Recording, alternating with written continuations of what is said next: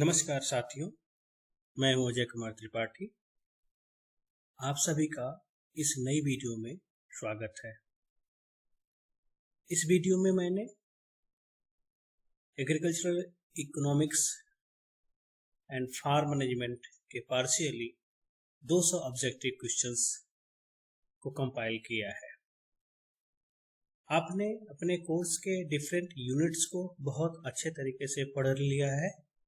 अब बारी है सभी यूनिट्स से जो भी ऑब्जेक्टिव क्वेश्चंस हैं जो कि विभिन्न परीक्षाओं में पूछे जाते हैं उसको सॉल्व करने की। इसी कड़ी में मैंने यह प्रश्न आपके लिए बनाया है।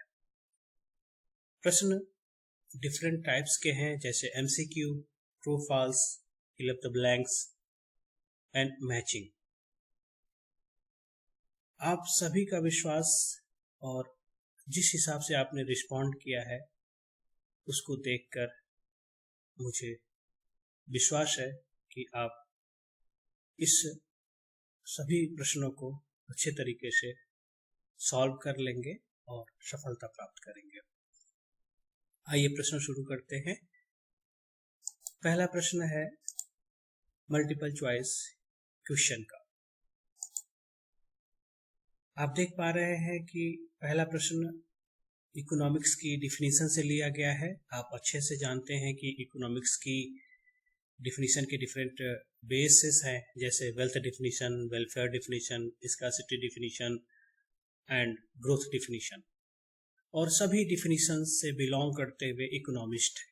इसीलिए श्रीमती बाराबुटन ने कहा था कि अर्थशास्त्र ने अपनी ही परिभाषाओं से अपना गला घोट लिया है। वेल्थ डिफिनीशन एडम स्मिथ से जुड़ी हुई है और एडम स्मिथ ने 1776 में एक बुक वेल्थ ऑफ नेशंस लिखी थी, जिसमें उन्होंने वेल्थ को प्राथमिकता दी थी।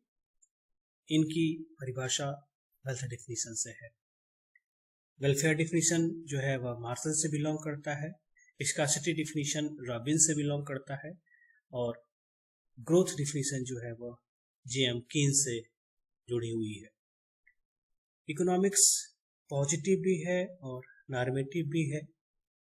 दूसरे प्रश्न में आप देख पा रहे हैं कि इकोनॉमिक्स बहुत पॉजिटिव एंड नॉर्मेटिव साइंस है।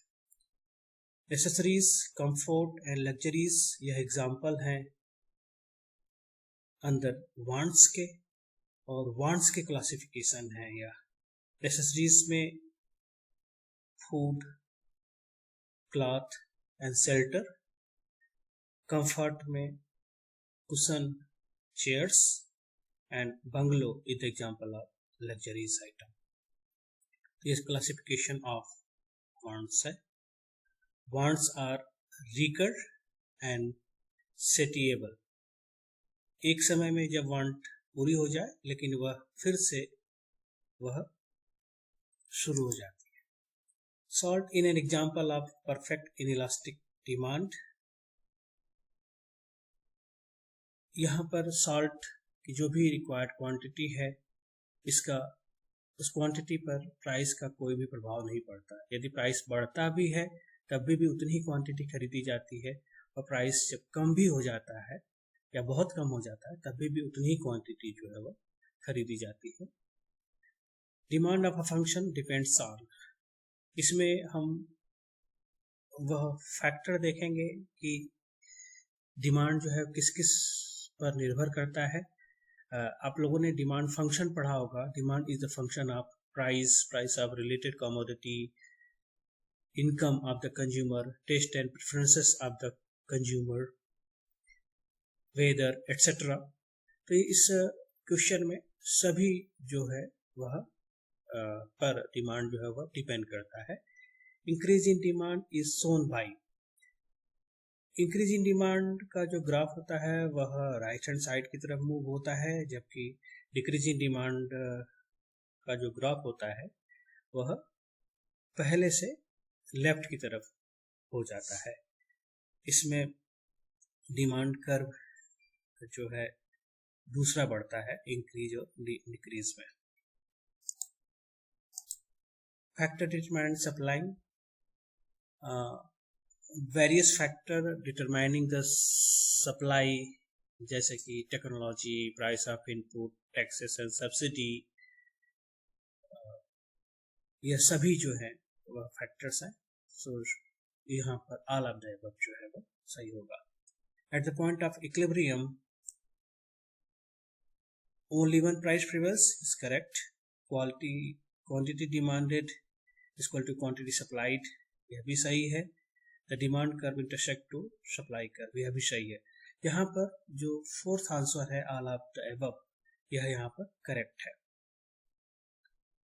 9th क्वेश्चन में in modern theory of wages the wage is determined by the demand and supply of labour. Modern theory में चाहे वह रेंट हो या वेज हो, वह डिमांड और सप्लाई के पर जो है वह डिफाइन होता है। The demand of labour is derived demand. Derived demand के कॉन्टेक्स्ट में आपको पहले जो है वह फर्टिलाइजर और पेस्टिसाइड्स का एग्जाम्पल भी दिया गया था। डिराइव्ड डिमांड का मीनिंग होता है when demand of one good is linked with the demand of another good, that is a derived demand. और इसी के साथ साथ ऑटोनॉमस डिमांड होती है when demand of one good is not linked with the demand of another good, that is the autonomous demand. इसमें जैसे example ले सकते हैं food grain aggregatively. The concept of Cauchy range was given by the Alfred Marshall. In the long period, all factors are change, but in short period of time, only variable inputs are change. Reward paid to capital is interest. यहाँ पर factor pricing हो रही है, distribution हो रहा है। जो भी फैक्टर ऑफ प्रोडक्शन है, चाहे वो लैंड है, लेबर है, कैपिटल है या एंटरप्रेन्योर है, लैंड को रेंट दिया जाता है, लेबर को वेज, कैपिटल को इंटरेस्ट एंड एंटरप्रेन्योर को प्रॉफिट जाता है।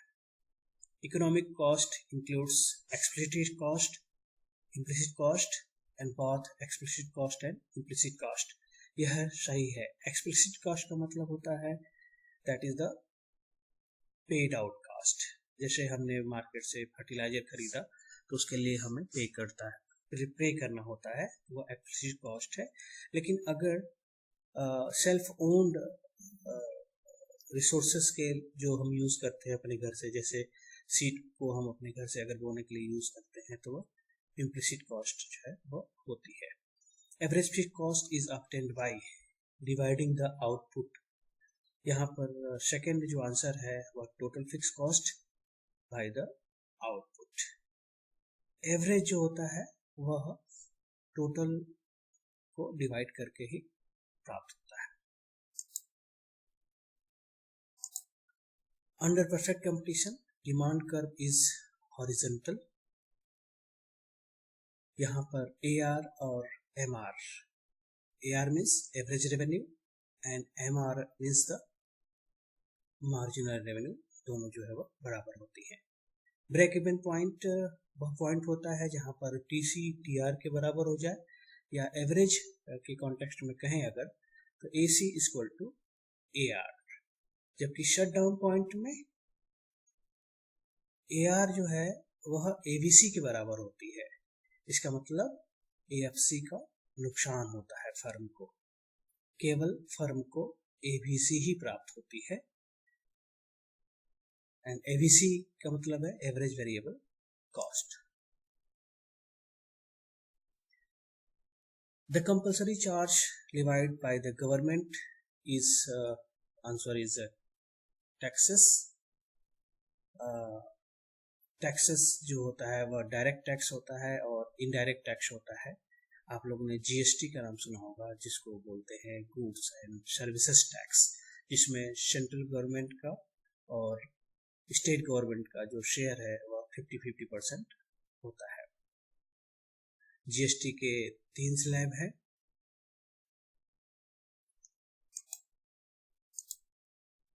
Next best alternative sacrifice for goal is opportunity cost, और अपॉर्चुनिटी कॉस्ट को हम अल्टरनेटिव कॉस्ट भी कहते हैं।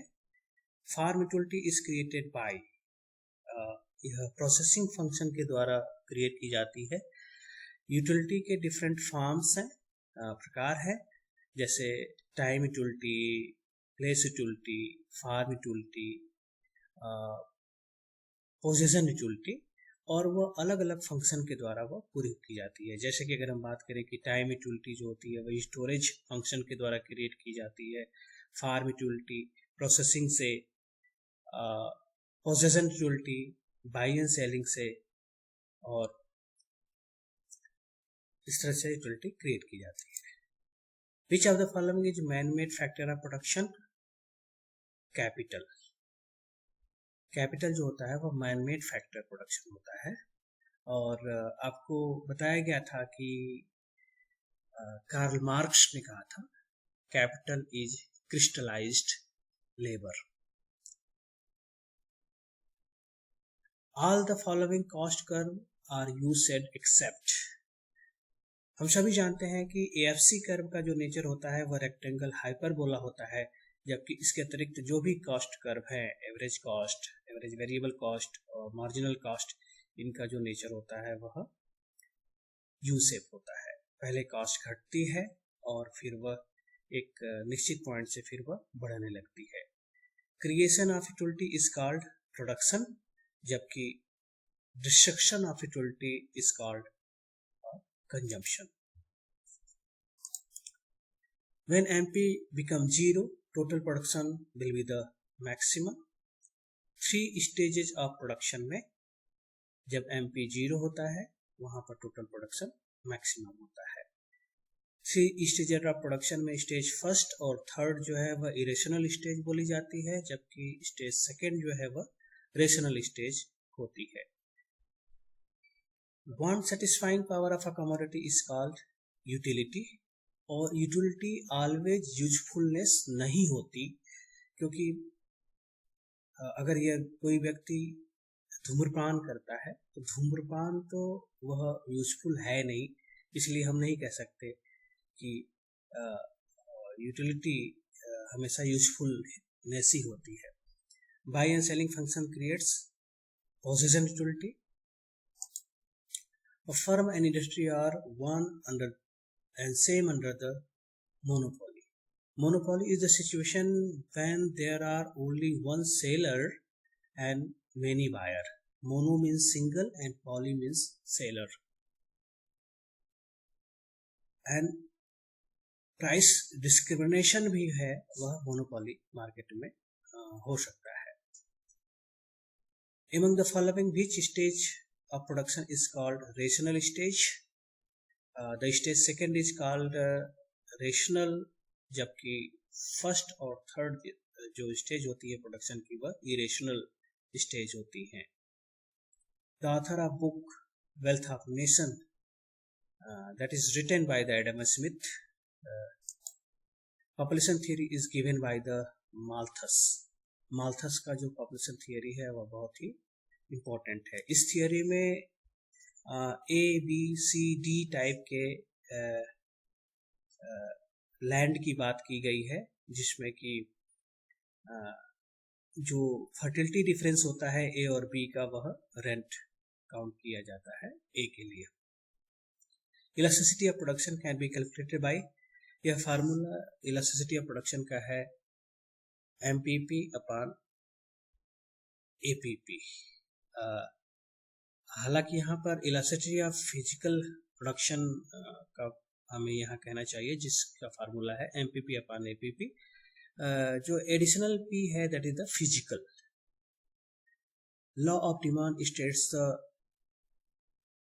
Negative relationship between the price and quantity demand. तो यहाँ पर ध्यान देखिए कि सेकेंड आंसर जो है वह सही है। निगेटिव रिलेशनशिप होता है डिमांड और प्राइस का।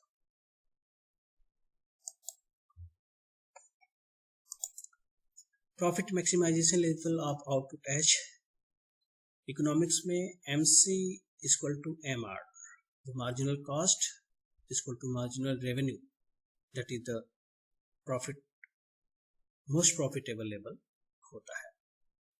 The situation of the market when one seller and one buyer is present, जब मार्केट में केवल एक ही बायर होता है और एक ही सेलर होता है, उसको बाइलैटरल मोनोपोली कहते हैं।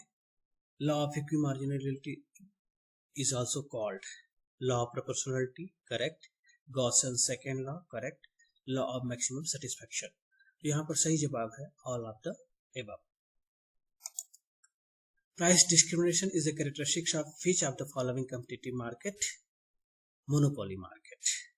यहाँ पर प्राइस डिस्क्रिमिनेशन किया जाता है, मतलब एक सेलर अलग अलग बायर से अपनी वस्तुओं या सेवाओं के लिए अलग अलग प्राइस चार्ज कर सकता है। प्राइस डिस्क्रिमिनेशन का मतलब होता है when resources are limited, when law is suitable, जब रिसोर्सेज जो लिमिटेड होते हैं वहाँ पर law of equi marginal utility best suitable होता है, जबकि जब रिसोर्सेज जो होते हैं सफिशिएंट होते हैं तो वहाँ हम law of diminishing marginal utility apply करते हैं।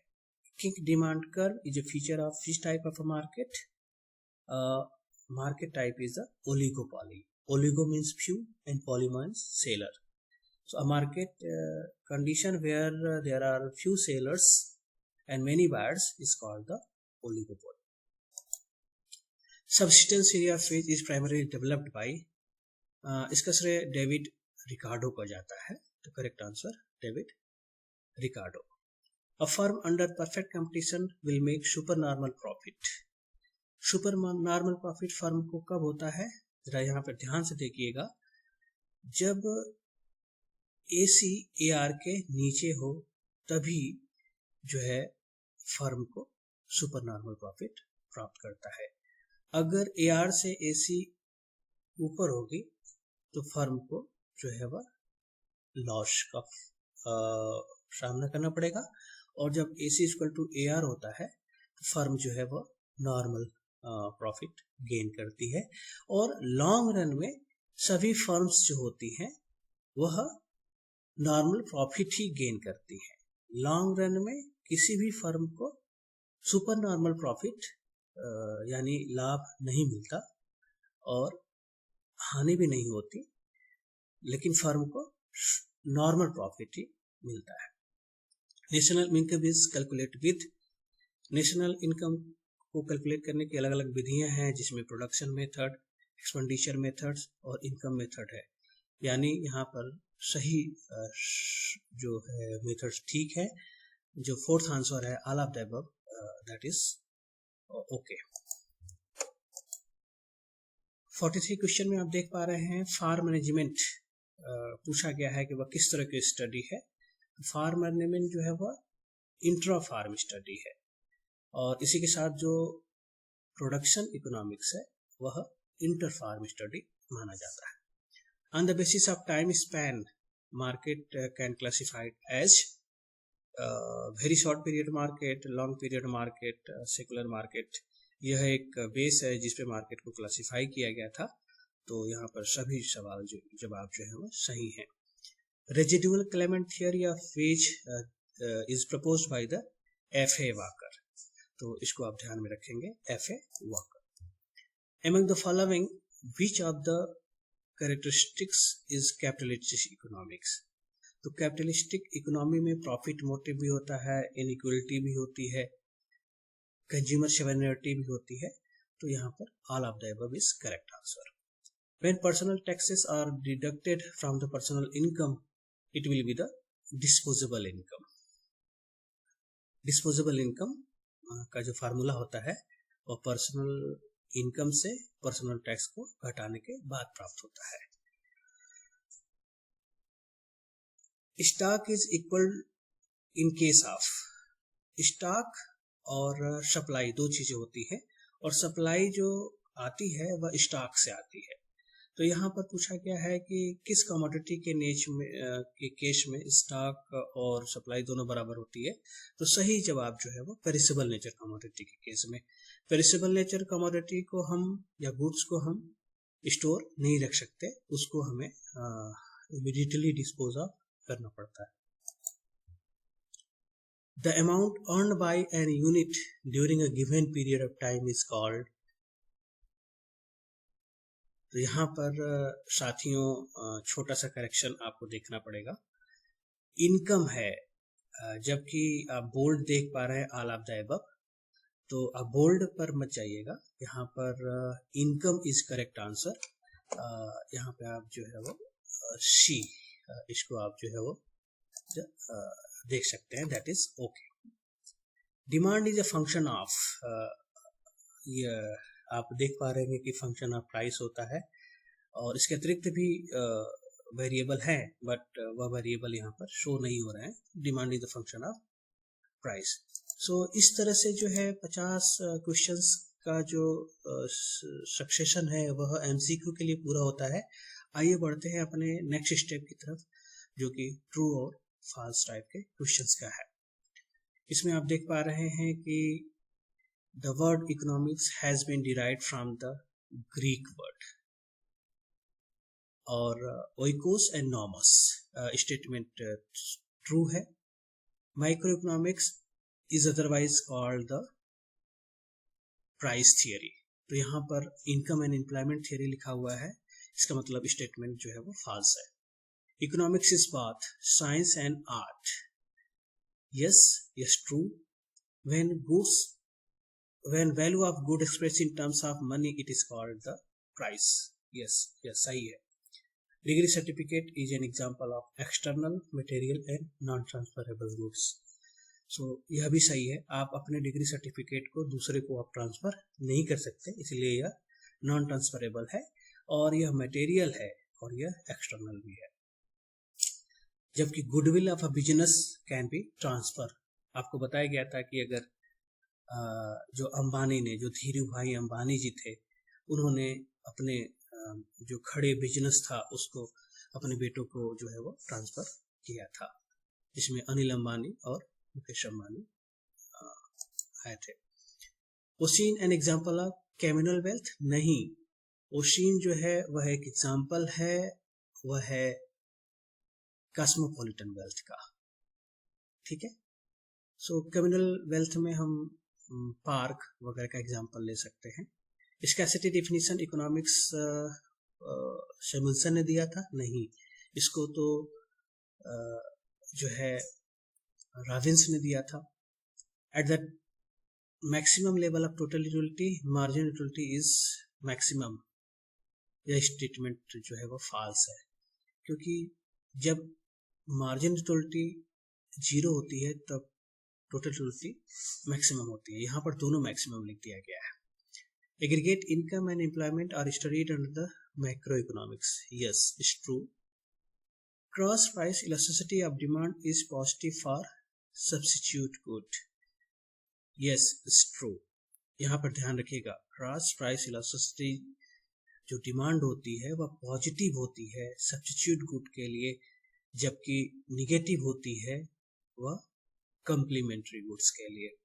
सब्स्टिट्यूट गुड्स का मतलब tea and coffee, and complementary goods का मतलब car and petrol, ink and fountain pen.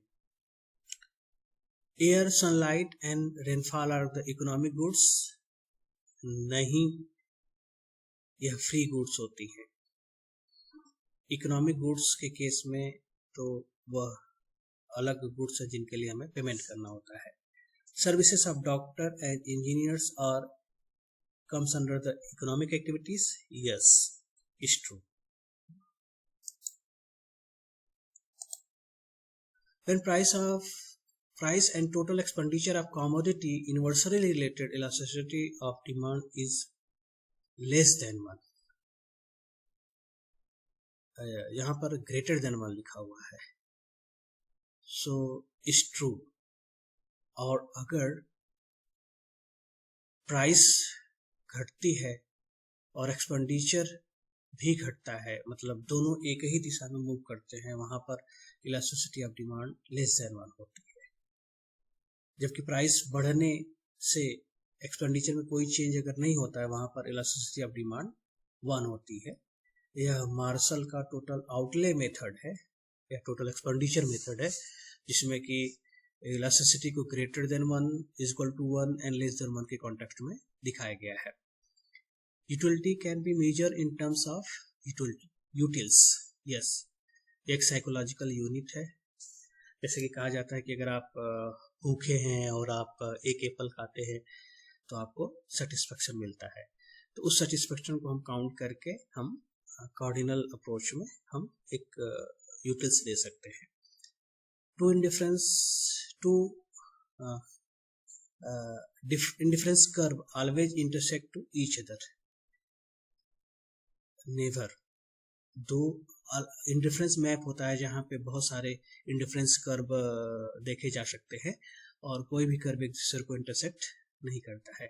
और इंडिफरेंस कर्व जो होता है वह एक लोकस पॉइंट होता है दो कमोडिटीज के बीच कॉम्बिनेशन का, जो कि एक सर्टेन लेवल का सेटिस्फेक्शन प्रोवाइड करता है। Given goods are the superior goods, नहीं, गिवन गुड्स जो होती हैं वह इंफीरियर गुड्स होती हैं, इसलिए स्टेटमेंट जो है वह फॉल्स है। The nature of FC curve is U shaped, नहीं, एफसी कर्व का नेचर अभी आपको बताया गया कि रेक्टेंगल हाइपरबोला होता है, तो स्टेटमेंट फॉल्स है। The prime motive of socialistic economy is social और collective welfare, yes, true. Marshallian utility approach is cardinal approach analysis, yes, cardinal utility approach में मार्शल का नाम यहाँ पर आता है, जबकि ऑर्डिनल के कॉन्टेक्स्ट में हिक्स का नाम आता है। Utility is the subjective and psychological concept, yes. अभी हमने आपको बताया कि अगर हम एक एप्पल खाते हैं तो कुछ सेटिस्फेक्शन मिलता है, उस सेटिस्फेक्शन को जो साइकोलॉजिकल सेटिस्फेक्शन मिलता है उसको हम यूटिलिटी टर्म में मेजर कर सकते हैं। Summation of individual demand schedule in the market is the market demand schedule, yes yes, too. अगर मार्केट में 3 कंज्यूमर हैं ए बी सी, तो मार्केट डिमांड का जो होगी वह तीनों कंज्यूमर का समीशन होगी। Tea and coffee are the complementary goods, नहीं, कम्प्लीमेंट्री गुड्स में अभी आपको बताया गया कि कार और पेट्रोल या फिर इंक एंड फाउंटेन पेन आते हैं, जबकि tea and coffee both are the substitute goods होते हैं। Car and petrol are the example of complementary goods, yes is true. Law of supply states the positive relationship between price of the commodity and its supply, yes, सही। Law of demand negative relation show करता है quantity demanded और price का, जबकि law of supply जो होता है वो positive relation शो करती है price का और quantity supply का। Elasticity of production range in first stage varies from more than 1 to 1, yes is true, क्योंकि 3 स्टेजेज ऑफ प्रोडक्शन में जो एमपी कर्व होता है फर्स्ट स्टेज में वह ऑलवेज जो है वह एपी कर्व से ऊपर होता है, और इलास्टिसिटी ऑफ प्रोडक्शन का फार्मूला होता है एमपी अपॉन एपी, तो वह ग्रेटर देन 1 ही होता है और फर्स्ट स्टेज की बाउंड्री तक ईपी 1 हो जाती है। At the time of equilibrium there is no change in price and quantity of the commodity, yes is true. The functional relationship between input and output is called production function. Yes, functional or technical relationship between input and output called the production function. Short run production function होता है और long run production function होता है। Continuous production function होता है और discrete production function हो सकता है।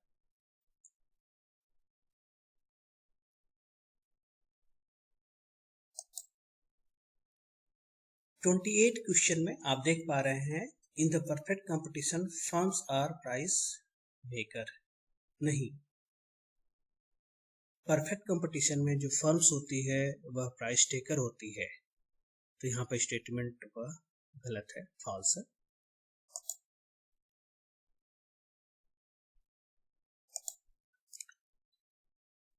तो 29 क्वेश्चन में आप देख रहे हैं persistence rise in the price of the commodity in the economy is called deflation, नहीं, जब इकोनॉमी में प्राइस राइज करती है तो उसको इन्फ्लेशन कहते हैं, और डिफ्लेशन जो है वो अपोजिट सिचुएशन होती है इन्फ्लेशन की।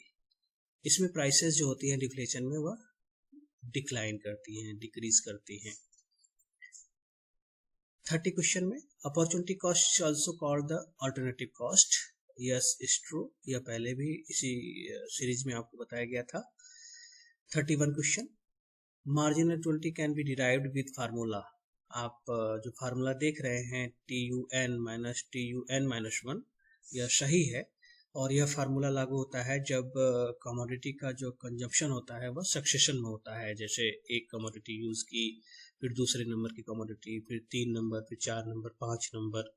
जबकि मार्जिनल यूटिलिटी का फार्मूला बदल जाता है जब आपका 1, 3, 5, 7 हो, तब उस केस में del TU upon del X का फार्मूला बैठता है। Determinants of the supply are technology, price of inputs, taxes and subsidy, etc. Yes, is true. The situation when there are only one buyer and many seller is exist in the market, that is monopoly. ध्यान से इस situation को देखिए। The situation where there are only one buyer, जब market में केवल एक buyer हो और मेनी सेलर हो, उस सिचुएशन को हम मोनोपोली कहते हैं। बायर के केस में हम मोनोपोली का यूज करते हैं जब एक ही बायर है, और अगर 2 बायर है डिओप्सोनी, 3 बायर्स, मेनी बायर्स है, फ्यू बायर्स है, वहां पर ओलिगोप्सोनी वर्ड यूज होता है। एंड पॉली सेलर के केस में यूज होता है। In the production function, TPP curve change its curvature is called the inflection points. Yes, is true. In the short run production function, all inputs keep variable.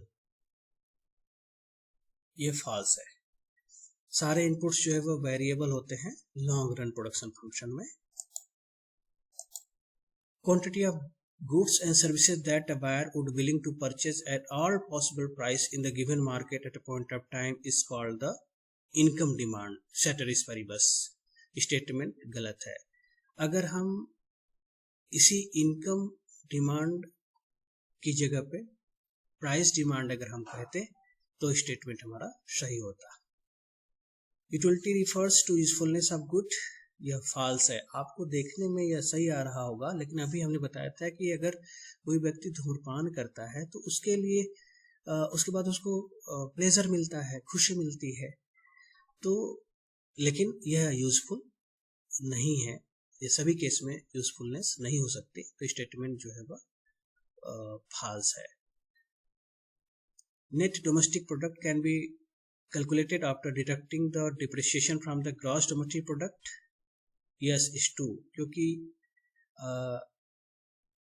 जो depreciation घटाया जाता है जो है वह GDP से वह NDP में बदल जाता है।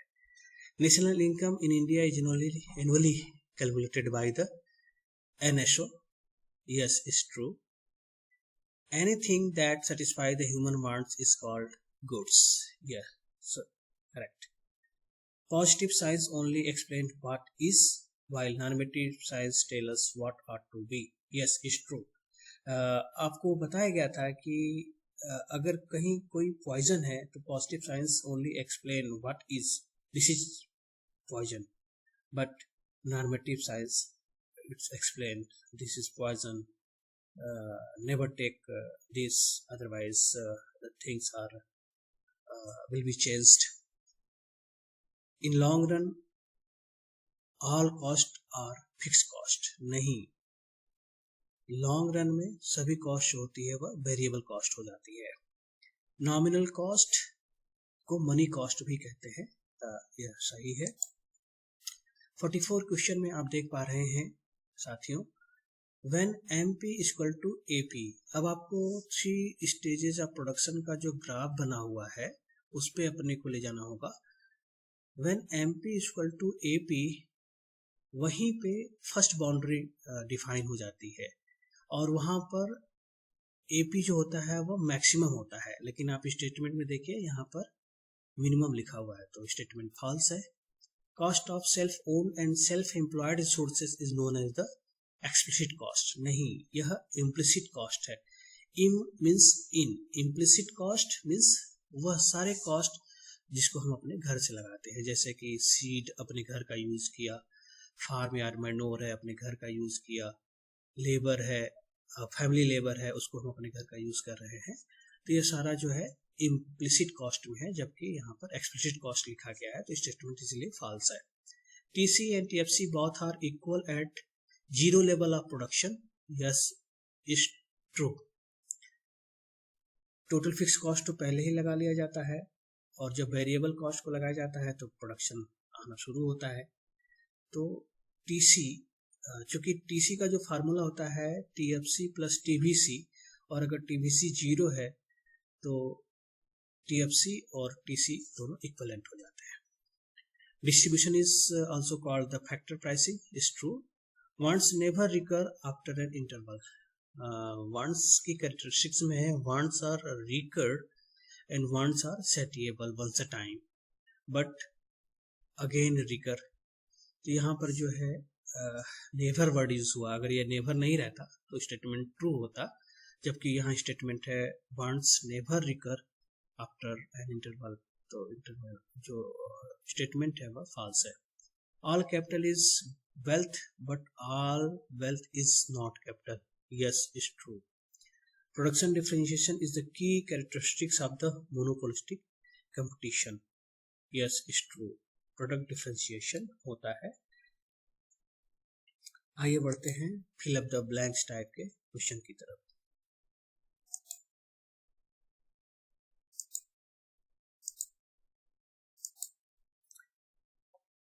Fill up the blanks type के जो क्वेश्चन है उसमें पहला क्वेश्चन है total those goods which are required jointly are called complementary goods.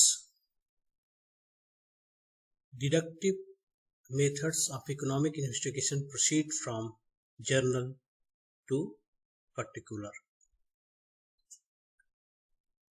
Galloping inflation is also called hyperinflation. Cross price elasticity of demand for complementary goods is negative. Marginal utility varies inversely with the stock. इसको ध्यान में रखेंगे। Adam Smith को father of economics भी कहा जाता है। Place utility is created by transportation. The income elasticity of demand for normal good is always positive. जब इनकम बढ़ती है तो डिमांड भी बढ़ती है।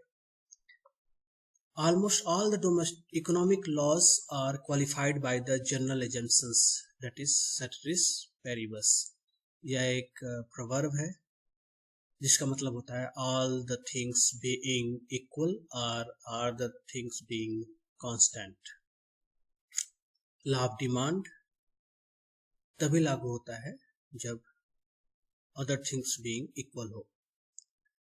The goods that are produced to be used as the input in the production of other goods and services are called intermediaries goods.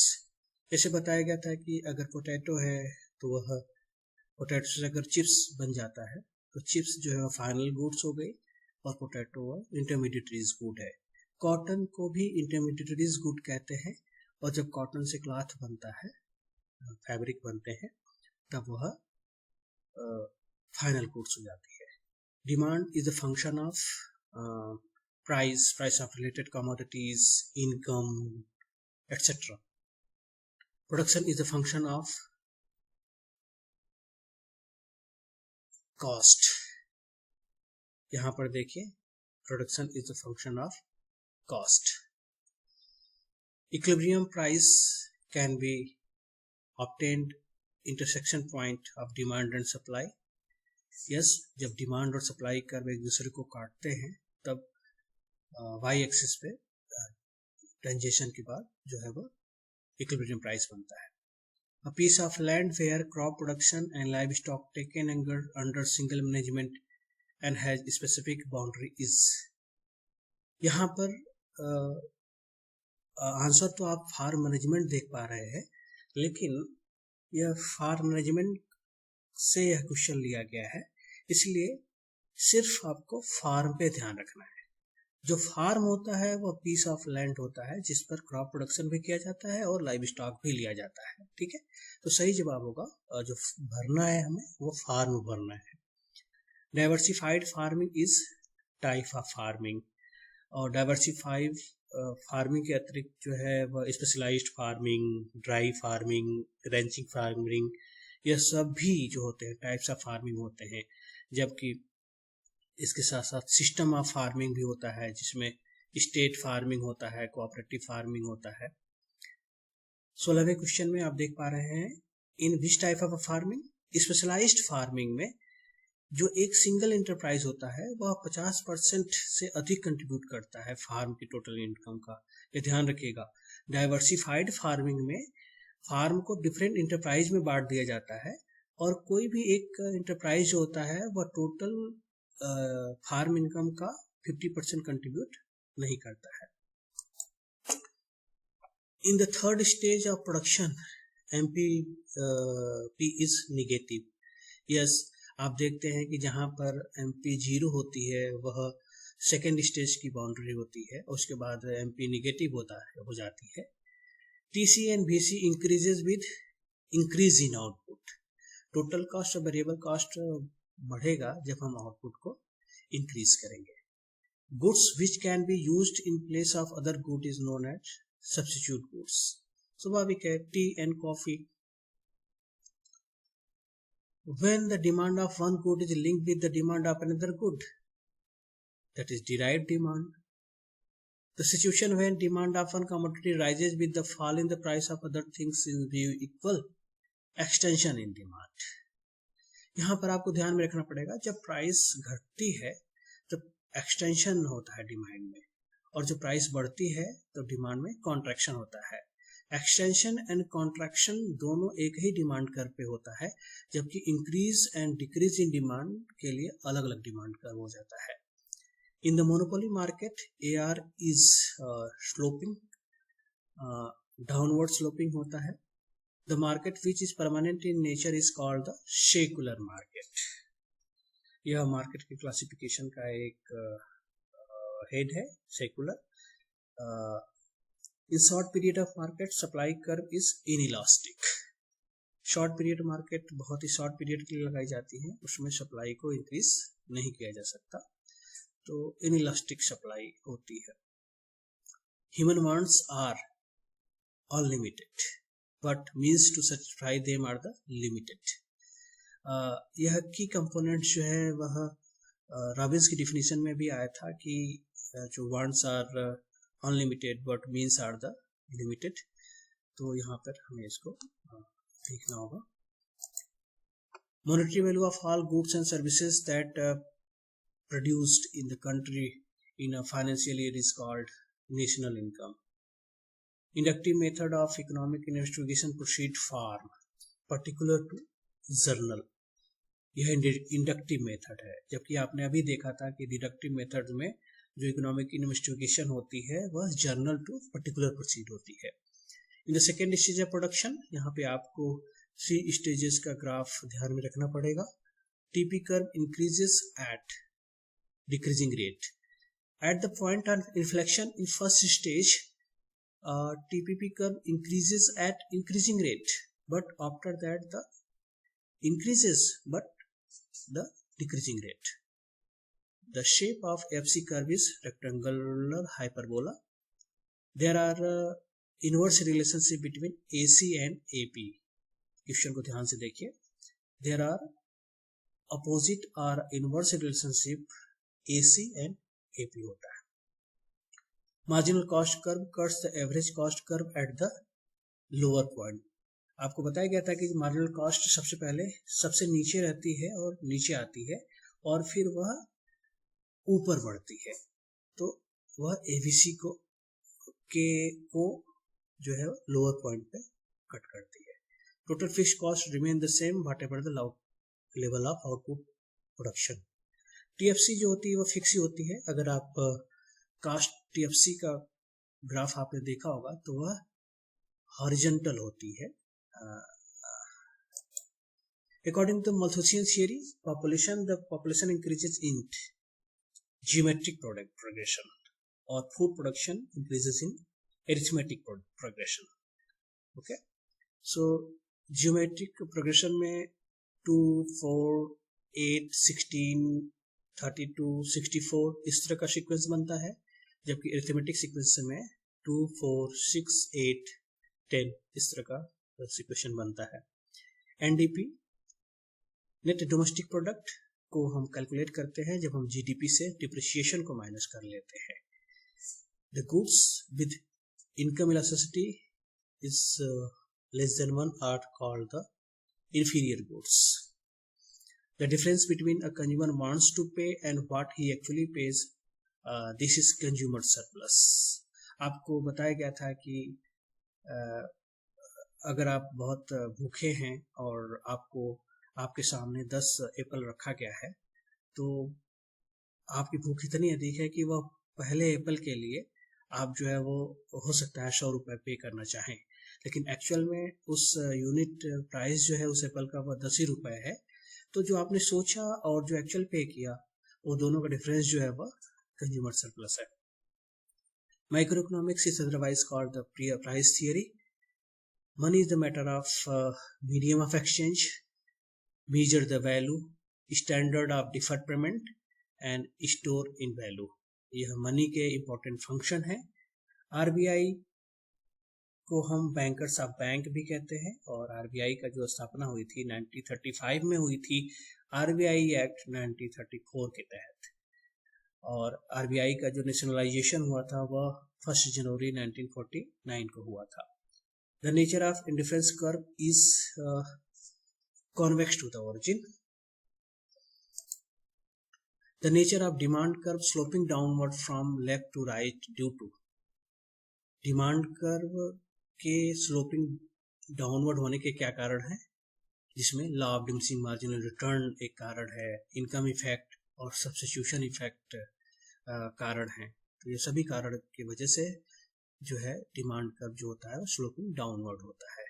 Measurement of elasticity if demand on different points, अगर demand curve पे different points पे elasticity अगर major की जाए तो वो होती है पॉइंट इलास्टिसिटी। ठीक है। If the price of the product A is increased by 10% and quantity B produce increases by the 15%, the price elasticity will be 1.5। इसका मतलब अगर क्रॉस प्राइस इलास्टिसिटी 0 से अधिक है तो प्रोडक्ट क्या होगा, सब्स्टिट्यूट होगा, जबकि अगर वह 0 से कम है जिसका मतलब होता है निगेटिव, तो प्रोडक्ट्स क्या होगा, कॉम्प्लीमेंट्स होगा। Capacity of a good to command other goods in exchange is called value. Cropping intensity can be calculated, formula होता है क्रॉपिंग इंटेंसिटी कैलकुलेट करने का, cropped area but net cropped area या cultivated area multiply by 100। Cropping intensity को हम percentage में show करते हैं। The main objective of farm management is to get maximum profit from the farm. The example of continuous production function are seed, fertiliser, pesticides. Continuous production function को obtain किया जाता है उन इनपुट्स के लिए जिनको हम छोटे छोटे स्मॉलर यूनिट्स में स्प्लिट कर सकते हैं और उनको मेजर कर सकते हैं। इसके एग्जांपल के रूप में fertiliser, seed, plant protection chemical, manure, feed etcetera example है। यहाँ पर एग्जांपल के रूप में आप देख पा रहे हैं सीड, फर्टिलाइजर, पेस्टिसाइड्स। और वही एग्जांपल है डिसकंटिन्यूअस प्रोडक्शन फंक्शन का, जिसको डिस्क्रीट प्रोडक्शन फंक्शन भी कहते हैं। उसके एग्जांपल के रूप में प्लाविंग और इरिगेशन है। वीडिंग भी इसके साथ ले सकते हैं, जिसको हम नंबर में ही कर सकते हैं, उसको हम स्मॉलर यूनिट्स में ब्रोकन नहीं कर सकते। डाइवर्सिफाइड फार्मिंग को हम जनरल फार्म भी कहते हैं। आइए बढ़ते हैं मैचिंग टाइप क्वेश्चन, जो कि लास्ट टाइप का क्वेश्चन का प्रकार है। इसमें आप देख रहे हैं कि दो कॉलम है, कॉलम ए और बी, और सीरियल नंबर 10 है। 10 क्वेश्चन यहाँ पर लिए गए हैं। और जो यहाँ पर फोर्थ कॉलम है, यहाँ पर आप देखिए right serial number of column A, जो सीक्वेंस है। यहाँ पर हम देखेंगे कि जो वर्टिकल स्ट्रेट लाइन है वह किसमें होती है, तो यहाँ पर आप देख पा रहे हैं वो नंबर 8 लिखा हुआ है। इसका मतलब होता है इनइलास्टिक डिमांड कर्व, जिसके केस में हमने आपको अभी सॉल्ट का एग्जांपल दिया। ईपीपी 0 कब होती है, तो आप देख पा रहे हैं 5 नंबर लिखा हुआ है, एमपी जब 0 होती है। ईपी का जो फार्मूला होता है वो एमपीपी अपॉन एपीपी होता है, और अगर एमपी ही 0 हो जाए तो EP will be the 0। Leonardo Robins देख पा रहे हैं किससे जुड़े हैं, यहाँ पे 6 लिखा हुआ है। 6 के केस में आते हैं कॉलम ए में। इसका सिटी डिफिनीशन और फिक्स कॉस्ट के लिए एग्जांपल है लैंड। लैंड जो आता है वो फिक्स कॉस्ट में आता है। अल्फ्रेड मार्शल के केस में आप देखिए यहाँ पे 9 लिखा हुआ है। 9 का मतलब है वेलफेयर डिफिनीशन, तो welfare definition is related with the Alfred Marshall. इसके बाद जो है two seller in the market, तो अब तक तो आप समझ गए होंगे कि जब मार्केट में 2 सेलर हो तो वो डिवोपोली होता है। तो यहाँ पर नंबर लिखा हुआ है 1, इसका मतलब आप 1 कॉलम ए के 1 में देख 1 में देखे डिवोपोली। इसी तरह आपका जो है जो है ईपी इक्वल टू 1, ईपी 1 कब होगा, ईपी का फार्मूला क्या बताया गया था अभी आपको, एमपीपी अपॉन एपीपी, मतलब एमपी और एपी दोनों बराबर हो जाएं। तो आप देखिए यहाँ पे सीरियल नंबर कॉलम ए में थर्ड देखते हैं, थर्ड में AP equal to MPP, formula होता है MPP upon APP. Proportionality relationship क्या होता है, इसको हम देखेंगे शॉर्ट रन प्रोडक्शन फंक्शन में होता है। और variable cost irrigation, seed, fertiliser, irrigation, pesticides, यह जो भी खर्चे इन पे होते हैं वह वेरिएबल कॉस्ट में आते हैं। और स्केल रिलेशनशिप क्या होता है, long run production function. Scale relationship के केस में आप देखिए नंबर 4 यहाँ पर पड़ा हुआ है, और हम सीरियल नंबर 4 को देखें तो वहां पर लिखा हुआ है लॉन्ग रन प्रोडक्शन फंक्शन। तो ये सेट 1 था। इसी तरह हम सेट 2 को देख लेते हैं। यहाँ पर हमें मैच करना है, कॉलम बी को सबसे पहले देखना है और उसके सामने लिखी हुई संख्या को देखना है, और फिर कॉलम एस के कॉन्टेक्स्ट में उसको देखना है। जैसे cost per unit, cost per unit को क्या कहते हैं, एवरेज कॉस्ट। तो 6 के केस में देख लीजिए एवरेज कॉस्ट है, एसी है। हिस्टोरिकल मेथड के केस में इंडक्टिव मेथड है, 1 नंबर यहाँ पे आया हुआ है। इट मीन्स कि हिस्टोरिकल मेथड कहा जाता है इंडक्टिव मेथड को। और कौन सा मेथड कह सकते हैं, हिस्टोरिकल मेथड या प्रायर मेथड हम बोल सकते हैं। इसी तरह फर्टिलाइजर के केस में नंबर 10 वेरिएबल कॉस्ट है। और यहाँ पर देखिए T R minus T C, यह क्या हो सकता है, जब टोटल रेवेन्यू से टोटल कॉस्ट को घटा देते हैं तो जो बचता है वो प्रॉफिट बचता है। तो आप यहाँ 8 नंबर में देखें प्रॉफिट लिखा हुआ है। प्लानिंग कर्व, हाँ यहाँ पर आपको ध्यान में रखने की जरूरत है, long run average cost curve जो होती है वह प्लानिंग कर्व होती है, जिसमें बहुत सारे शॉर्ट रन एवरेज कॉस्ट आते हैं। टीएफसी प्लस टीवीसी फार्मूला क्या बनेगा, टीसी बनेगा। तो 2 नंबर में देखिए टीसी लिखा हुआ है। इसी तरह कंपटीशन है, तो कंपटीशन के आगे 4 लिखा हुआ है, तो 4 में देखें तो क्या, कैपिटलिस्टिक इकोनॉमी। कैपिटलिस्टिक इकोनॉमी के डिफरेंट कैरेक्टरिस्टिक्स होते हैं, जिसमें कि कंपटीशन भी कैरेक्टरिस्टिक्स है। सेंट्रल प्लानिंग यह सोशलिस्टिक इकोनॉमी में आएगा। इसके आगे 5 लिखा हुआ है, 5 को आप एक बार रिफर कर लेंगे। इसी तरह आप देख रहे हैं कि यह एक TC minus TC n minus 1, यह तो फार्मूला दिख रहा है मार्जिनल कास्ट का। तो देखिए 3 लिखा हुआ है यहाँ पे, 3 को देखें तो एमसी लिखा हुआ है, दैट इज मार्जिनल कॉस्ट। इसी तरह पब्लिक एंड प्राइवेट सेक्टर जो है वेरिएबल कॉस्ट हो गई। तो इसको हम यहाँ पर पब्लिक एंड प्राइवेट सेक्टर 7 के कॉन्टेक्स्ट में देख लें तो मिक्स्ड इकोनॉमी। और हमारा जो भारत है वह मिक्स्ड इकोनॉमी वाला देश है, जिसमें रक्षा क्षेत्रों को छोड़कर और कुछ इम्पोर्टेंट क्षेत्रों को छोड़कर पब्लिक प्राइवेट दोनों का सामंजस्य देखने को मिलता है।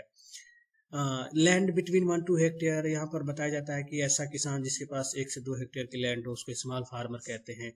रिसर्च फार्मर जो होता है एक क्लासिफिकेशन बेसिस है, पर्पज के बेस पे। यूनिवर्सिटी फार्म जो है उसको हम इंस्टीट्यूशनल फार्म कहते हैं। इकोनॉमिक एफिशिएंसी यह फार्म मैनेजमेंट के कॉन्टेक्स्ट में है। सेमी गवर्नमेंट फार्म यह उसके एग्जाम्पल के रूप में नेशनल सीड कॉरपोरेशन है, NSC यहाँ पर लिखा हुआ है। 1949 नेशनलाइजेशन ईयर है RBI का। जिसके पास 1 हेक्टेयर की लैंड होती है उसको हम बोलते हैं मार्जिनल फार्मर। डाइवर्सिफाइड फार्मिंग को क्लासिफाई किया गया था किस बेस पे? Basis of enterprises taken. इसमें डाइवर्सिफाइड फार्मिंग, मिक्स फार्मिंग और स्पेशलाइज फार्मिंग किया गया था। Allocative efficiency production economic efficiency show करती है। और 1969 लिखा हुआ है, तो जो बैंकों का नेशनलाइजेशन का पहला चरण था वह 1969 में हुआ था, जबकि दूसरा चरण जो था वह 1980 में हुआ था। क्वेश्चन इस नए सेट की तरफ बढ़ते हैं। आप देख रहे हैं कंफर्ट वांट में क्वेश्चन चेयर से मैच करना होगा आपको। डिफिकल्टी ऑफ बार्टर सिस्टम के कॉन्टेक्स्ट में आपने कहा था कि डबल कोइंसिडेंस ऑफ वांट्स होती है, इंडिविजुअलिटी ऑफ सर्टेन गुड्स होती है, और lack of common measurable value यह भी है। तो इसमें आप देख रहे हैं डबल कोइंसिडेंस ऑफ वांट से मैच कर सकते हैं।